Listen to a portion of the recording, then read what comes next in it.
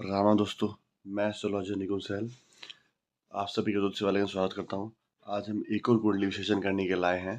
ठीक है, तो ये कुंडली जो है वो आपकी मीन लगन की कुंडली है और जिसके अंदर क्या है, इनकी राशि जो है वो मेष राशि है। अब इस कुंडली का हम विश्लेषण करते हैं। और जो मीन लगन की कुंडली है, इनका जो लगन पति है वो उच्च का होकर 5th हाउस के अंदर बैठा हुआ है। तो यहाँ पे क्या है कि गुरु उच्च का होता है, तो ये क्या है कि घर के अंदर मतलब कि घर का सुख देता है। प्लस थोड़ा सा क्या है कि ऐसा है कि राशि सुख प्रोवाइड करता है, जो कि अच्छा त्रिकोण का मालिक त्रिकोण में उच्च का होकर बैठा हुआ है। तो ये बहुत ही अच्छा राजयोग बनता है, तो गुरु के अंदर बहुत बढ़िया इनको अच्छा फल मिलेगा। तो ये पूरा गुरु जो है इनका राजयोग बनाता है। और यदि हम और क्लियर से अगर देखें तो यहाँ गुरु बैठा हुआ, गुरु की दृष्टि जो है वो नॉर्मली इनके लक के ऊपर और इनके इनकम के ऊपर प्लस लगन के अंदर पड़ रही है, जो कि क्या है कि गुरुजी बहुत अच्छी होती है, जिसके कारण कि लक सपोर्ट करता है, इनकम इनका खूब होता है और प्लस क्या है कि इनके अंदर वो क्वालिटी है कि इनकम जनरेट कर सके और इन्वेस्टमेंट मतलब जो भी है फाइनेंशियली कंडीशन अपना मजबूत कर सके। अब सेकंड हाउस के अंदर आते हैं तो यहाँ पे देखेंगे शुक्र सूर्य यहाँ उच्च का और साथ में बुध है, चंद्रमा है। तो सूर्य उच्च का होना सेकंड भाव के अंदर ऐसा होता है कि पैतृक संपत्ति खूब देता है, जो कि इनके पास है, क्योंकि हम इनको भली भांति जानते भी हैं। तो सूर्य यहाँ पे उच्च का है, तो पैतृक संपत्ति इनको बहुत प्राप्त है। साथ में बुध है, तो सूर्य बुध आदि योग भी बनता है यहाँ पे। साथ में चंद्रमा बैठा, तो सूर्य चंद्रमा की युति अच्छी होती है, लेकिन बुध और चंद्रमा की युति अच्छी नहीं होती है। तो बुध चंद्रमा की युति अच्छी नहीं है, जिसके कारण क्या है कि थोड़ा सा प्रॉब्लम होता है कि ये थोड़ा सा कलेश वाला चीज दिखता है। प्लस हम यदि सेकंड हाउस के जो मालिक है मंगल, इनको देखिए तो मंगल जो है वो 4th हाउस में बैठा हुआ है। और मंगल जो है सेकंड हाउस का और 9th हाउस का मालिक है, इसके अंदर लक का और इसका। और मंगल आपके घर के अंदर बैठा हुआ है। तो यहाँ पे ये क्या है कि मंगल घर में बैठने में क्या है कि घरों के अंदर वृद्धि करता है और जल्दी वृद्धि करता है, तेजी लाता है। ये चीज़ यहाँ पे दिख रही है। तो भाग्य भी घर से जुड़ा हुआ है और प्लस पैतृक संपत्ति भी क्या है कि उसे बहुत वृद्धि वाला चीज दिख रहा है। अब दूसरा हम जाते हैं कि थर्ड हाउस, ये शुक्र, वृषभ राशि का शुक्र डिनोट करता है। शुक्र से इसका डिनोट है, शुक्र इसका मालिक है। और शुक्र दो राशियों का मालिक होता है, इसके अंदर वृषभ और तुला होता है। और शुक्र यहाँ पे क्या है कि डबल मार्केस होके 4th हाउस के अंदर विराजमान है। मतलब अब यहाँ डबल मार्केस होके 4th हाउस में बैठा हुआ है, तो यहाँ पे क्या है कि घर के अंदर अशांति फैलाना है, क्योंकि शुक्र यहाँ पे मारक है। तो मारक ग्रह क्या आते हैं, वो जीवन में थोड़ा सा कठिनाई कष्ट लेके आते हैं। तो शुक्र यहाँ बैठा हुआ घर के अंदर, तो घर से दूर रहने का मन करना, घर में जाने का मन नहीं करना, घर में झगड़ा होना, क्योंकि शुक्र मंगल साथ में बैठा हुआ है। मंगल और शुक्र की एकदम भी युक्ति अच्छी नहीं होती है। मंगल देवताओं का सेनापति होता है और शुक्र जो होता है वो राक्षसों का गुरु होता है। तो इनमें क्या है कि वैसी युक्ति अच्छी नहीं होती, जिसके कारण घर के अंदर कलह दिखती है। साथ में केतु बैठा हुआ है, तो ये डिटैचमेंट का कारक है, मतलब घर के लोगों से दूर होना या घर से दूर होना, ये चीज़ यहाँ पे साफ दिखाता है। और घर के अंदर कलह है, ये भी पूरा दिखाता है। मंगल बहुत तीव्रता दिखाता है, आक्रमण करना या हाथापाई, हाथ चला देना, ये सब चीज़ भी यहाँ पे दिख रही है। और खूब झगड़े होने, ये 4th हाउस हमें यहाँ पे दिखा रहा है।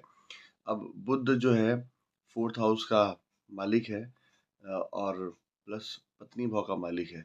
बुध यहाँ पे सेकंड भाव में सूर्य साथ बैठा हुआ है, जिसके कारण क्या है कि ऐसे गुरु की कुंडली के अंदर बुध योग कारक ग्रह नहीं है। और लेकिन सूर्य के साथ बैठने में क्या है कि ये थोड़ा सा क्या है कि एक फल ही प्रोवाइड करता है कि सूर्य बुध की युक्ति अच्छी होती है, जिसके कारण क्या है कि इंसान किसी के अंडर इन्फ्लूज रहता है, मतलब पत्नी हो या घर का हो, तो कोई एक बड़ा जो होता है वो जिम्मेदारी लेके चीज़ों को आराम से हैंडल कर पाता है। तो लाइफ में पत्नी से प्रॉब्लम जो भी आती है, वो कोई ना कोई आके वहाँ पे उसको ठीक करता है, ये चीज़ दिख रहा है। ठीक है, अब 4th हाउस में आते हैं। 4th हाउस के अंदर यदि हम देखें तो ये चंद्रमा का यहाँ पे गुरु उच्च का है, तो लगने पते गुरु उच्च का है, तो ये बहुत ज़्यादा बढ़िया है। तो ऐसे पढ़ाई लिखाई भी इनकी बहुत स्ट्रांग थी, लेकिन क्योंकि केतु आपका बैठा हुआ 4th हाउस के अंदर, जिसके कारण पढ़ाई पूरी हुई नहीं, बीच में टूटी है, ये चीज़ दिखा रहा है। प्लस मंगल भी बैठा 4th हाउस में, जिसके कारण ये पूर्णता प्राप्त नहीं कर पाया पढ़ाई के अंदर और जल्दी इनकी पढ़ाई छूट गई, ये भी यहाँ दर्शाता है। ठीक है? तो मोस्ट प्रोबेबली गुरु अब 5th हाउस के अंदर बैठा हुआ है, जो कि उच्च जगह है, तो कहीं न कहीं बुद्धि बहुत तेज़ है, तीव्रता है, लक को सपोर्ट करता है, इनकम को सपोर्ट करता है और प्लस लगन, लग्नाधिपति को भी सपोर्ट करता है। तो यहाँ पे गुरु हर भाव में अच्छा है, यदि ये पोखराज धारण करे तो उनके लिए बड़ा उत्तम होगा, बहुत बढ़िया रहेगा। फिर हम 6th हाउस में आते हैं। 6th हाउस सूर्य का है, सूर्य उच्च का होके 2nd हाउस में बैठा हुआ है। तो ऐसा है कि रोगों पे विजय प्राप्त करना, ये चीज़ यहाँ पे दिखाता है कि सूर्य उच्च का है, तो जल्दी बीमार नहीं पड़ता आदमी और पड़ता भी है तो जल्दी ठीक होने की कोशिश करता है। ठीक है? लोग आराम मतलब कि हेल्प पूरा करते हैं ताकि ये अच्छे स्वस्थ हो जाए, वैसा है। तो यहाँ सूर्य उच्च का हुआ, तो अब लड़ाई झगड़ा भी अगर देखा जाए, कोई 6th हाउस से लड़ाई झगड़ा बनता है, तो उसके अंदर भी क्या है कि इसका पलड़ा भारी रहता है। इनसे कोई लग नहीं पाता, सक नहीं पाता, दमखम रखते हैं पूरा अच्छा खासा, और ये सूर्य इनका उच्च का है। अब उसके बाद पत्नी भाव के अंदर तो बुध, मैं बता दिया पहले से ही कि बुध सूर्य साथ बैठा हुआ, तो क्या है कि सूर्य पूरा सपोर्ट करता है, मतलब ये पति अपने पत्नी को पूरा सपोर्ट करते हैं, एक तरह से देखा जाए तो उनके लिए खड़े होते हैं। और बुध वहाँ सूर्य बैठा हो तो वो बड़ा आके हैंडल करता है, वो सपोर्ट करके क्या ये कोई प्रॉब्लम होती है उसको शांत करा देता है, ये चीज़ है। तो बुध भी यहाँ पे सूर्य के कारण बचा हुआ है, ठीक है, खराब नहीं है। ठीक है, उसके बाद हम 8th हाउस शुक्र का देखेंगे तो घर के अंदर कलह है, ये है, वो यहाँ पे दिख रहा है। घर से ही मतलब कि कलेश के कारण कि घर में थोड़ा-सा क्या है कि बहुत ज़्यादा मार होना, मतलब झगड़े होने, सब होना, उससे क्या है कि कुल का थोड़ा, कुल में हाथी हो, मतलब हानि होना और प्रॉब्लम होना, ये सारी चीज़ें यहाँ दिख रही है। तो ये चीज़ क्या है कि ये शुक्र का यदि उपाय करे तो घर में कलेश नहीं हो, झगड़ा नहीं हो, और ये शुक्र का उपाय नहीं करेंगे तो इनका कलेश झगड़ा रहेगा। ठीक है? तो यदि शुक्र का उपाय कर लेते हैं तो घर में कलेश बंद हो जाती है, इससे कुल का नाश नहीं होता, अदरवाइज़ क्या है कि आगे कुल बढ़ना मुश्किल हो जाएगा, ऐसा दिख रहा है कुंडली के अंदर। और ऐसे इनके 2 संतानें लड़की है, ठीक है? जो कि मैं इनकी कुंडली पहले देख चुका हूँ, बता चुका हूँ, क्योंकि चंद्रमा मालिक है वहाँ का 5th हाउस का, तो पहली लड़की दिया, दूसरा बुध है, तो उसका भी लड़की ही इनको प्रोवाइड किया। तीसरा भी ये करेंगे नहीं करेंगे, लेकिन मंगल है, तो हो सकता है वहाँ लड़का हो, लेकिन मंगल भी क्या है, घर के अंदर बैठा है, तो थोड़ा बहुत ये प्रॉब्लम रहेगा उनके साथ भी। वहाँ भी थोड़ा बच्चे जो होंगे वो भी कलेश ही थोड़ा-सा रहेगा, ये चीज़ दिख रहा है। अब 8th हाउस जो है मंगल को डिनोट करता है और भाग्य को डिनोट करता है, प्लस 3rd बच्चे को डिनोट करता है। तो ये क्या है, वहाँ जाके बैठा हुआ है आपके 4th हाउस के अंदर। तो जिसके कारण क्या है कि शुक्र साथ बैठा हुआ है, तो वहाँ से इन्फ्लुएंस है, प्लस केतु साथ में है, तो डिटैचमेंट का कारक है। तो हो सकता है कि भाग्य से अलग होना, प्लस बच्चे से भी आगे जाके अलग हो जाना, ये चीज़ यहाँ युक्ति बन रही है। ठीक है, अब हम 10th हाउस में आते हैं, जिसके कारण क्या, राहु बैठा हुआ है, ये पिता का कारक भी होता है, कर्म का भी होता है, प्लस ए जो 9th हाउस है, जो मंगल है, वो पिता को भी दर्शाता है। तो यहाँ पे क्या है, पिता से भी झगड़ा होना, कलेश होना, ये चीज़ यहाँ पे दिख रही है। तो आपसी मतभेद रहना पिता से, ये भी यहाँ पे दिख रहा है। ठीक है, अब राहु बैठा हुआ है तो ये कर्म स्थान के अंदर, तो भैया राहु ये दिखाता है कि इंसान क्या है कि जो काम करते हैं तो उसके अंदर खूब गुस्सा-वुस्सा इनको आता है, और प्लस राहु यहाँ होना तो ये क्या है कि इंसान को एक तरह से हेल्प करता है अपना व्यापार करने में, क्योंकि यदि राहु बैठा है 10th हाउस के अंदर, तो मोस्ट प्रोबेबली ये इंसान के अंदर वो क्वालिटी लाते हैं, ताकि ये क्या है कि अपने अंडर आदमी को कंट्रोल कर सके, डांट के चिल्ला के, ताकि अपना काम बना सके, काम करवा सके। तो ये क्वालिटी इनके अंदर दिखा रही है।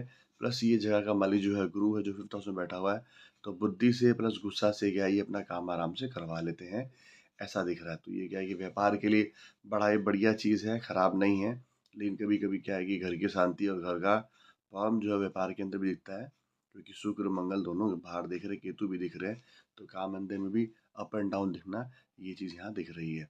उसके बाद शनि महाराज जो है वो 11th हाउस के अंदर बैठे हुए हैं, तो ये क्या है, शनि जहाँ बैठता है उस भाव को बहुत अच्छा करता है, तो उस लिहाज से देखा जाए तो इनकम इनका अच्छा खासा है। लेकिन समय-समय पर ये ग्रह दूसरे से आएँगे तो वो प्रॉब्लम भी करेंगे, लेकिन जब शनि का समय रहेगा तो उस टाइम अच्छा खासा पैसा ये कमाएँगे, ये चीज़ है।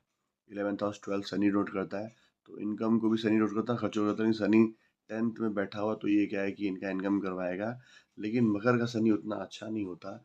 मोस्ट प्रोबेबली क्या है कि यहाँ पे क्या है, अचानक से बहुत सारा पैसा आ जाना और अचानक से पैसा निकल जाना, ये सब चीज़ यहाँ पे दिखाता है। तो ये है इनका पूरा कुंडली का हिसाब। उसके बाद यदि हम इनका अष्टम वर्ग देखें तो वहाँ पे ज़्यादा क्लियर हमको और भी ज़्यादा क्लियर दिखाई देगा। तो जैसे ये अष्टम वर्ग में आते हैं तो इनकी कुंडली जो है वो मोस्ट वाली मीन लगन का है।